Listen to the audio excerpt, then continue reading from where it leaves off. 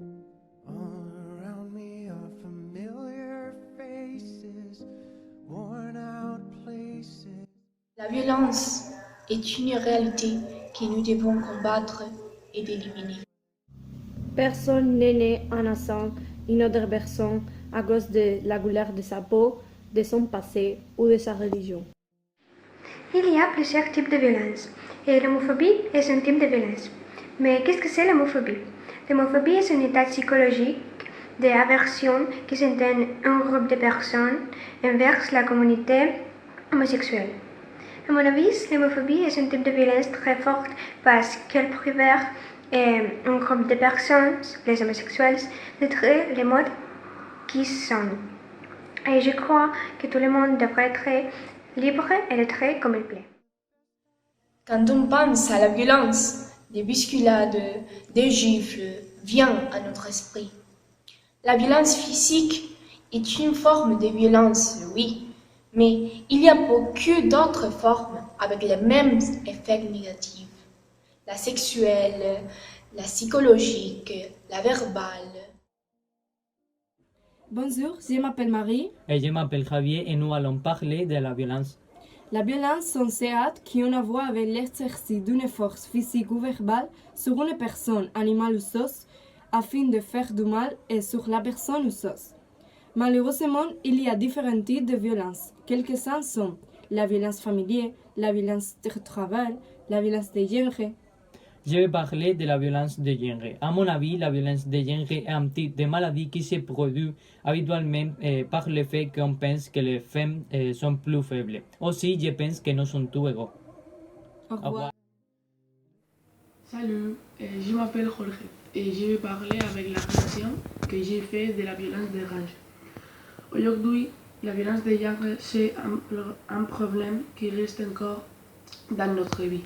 Et nous devons éradiquer ce problème parce que la femme doit avoir les mêmes droits que les hommes et ne pas être soumise. Salut, je m'appelle Miguel Ángel et je vais parler sur la violence machiste contre les femmes. Actuellement, la société est patriarcale. Le féminisme est né pour défendre de l'égalité d'opportunités dans les hommes et les femmes, tandis que le machisme défend une société patriarcale. Les jeunes élevés dans un système patriarcal permettent la supériorité de l'homme sur la femme. Cela conduit à la violence machiste contre les femmes. En Espagne, chaque année, le numéro de femmes qui sont victimes de violences augmente et nous devions changer ça. À mon avis, le respect est très important dans une relation. Je pense que les problèmes doivent être résolus par le dialogue et personne n'a le droit d'agresser à une autre. Beaucoup de gens pensent que ce sont des bêtises d'enfants, mais est-ce qu'ils ont pensé déjà qu'un enfant qui a souffert bullying à l'école peut être démoralisé pour toute la vie? Et qu'est-ce qu'un enfant qui a frappé à ses copains fera dans son futur? Il fera des choses plus graves.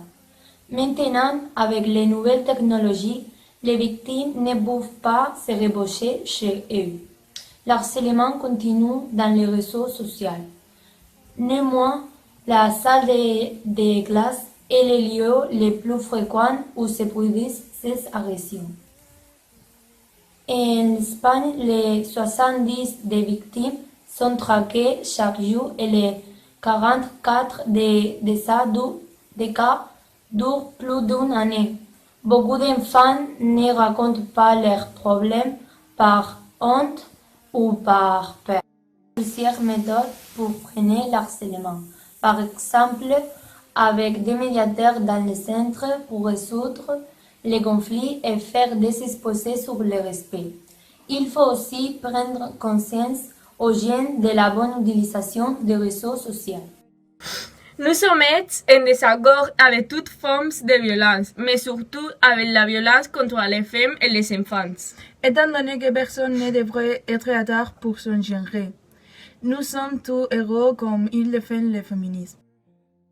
Je m'appelle Álvaro et je déteste la violence chez les enfants parce que ce type de violence fait les enfants se sentir inutiles et malheureux.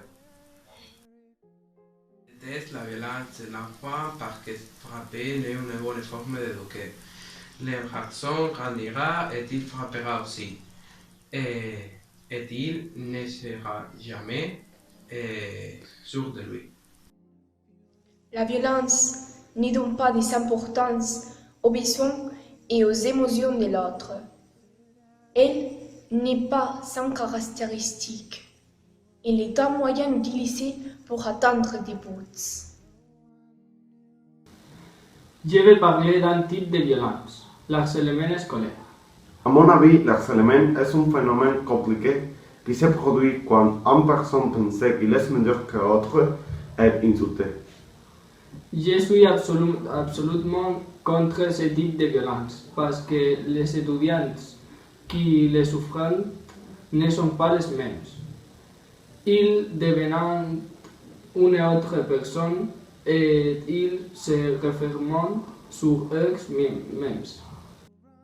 La violence est la haine, l'ignorance, la peur de l'inconnu, de ce que nous ne connaissons pas. Elle est souvent liée à des problèmes de communication. Les personnes ont parfois des difficultés à exprimer leurs sentiments, leur incompréhension, et certains peuvent utiliser des comportements violents pour se faire entendre s'ils n'ont pas trouvé d'autres moyens. Salut, je m'appelle Marc-Antoine. Je vais parler sur la cyberintimidation. Je pense que les gens qui font de la cyberintimidation sont vraiment délaissés et nous devons arrêter l'angle de violence. Il y a plusieurs catégories de guerres, mais elles ont une chose en commun. Elles produisent des pertes économiques, culturelles et humaines. Et je crois que la guerre n'est jamais justifiée et il y a d'autres formes pour résoudre les conflits. Nous ne savons pas l'ampleur de ce problème. Nous n'avons pas conscience de la violence. Chaque jour, trop de personnes sont des victimes de la violence. Cette situation ne devrait concerner seulement à eux. Aussi, nous devrions faire tout notre possible pour mettre fin à la violence. La violence au XXIe siècle ne devait pas être une réalité.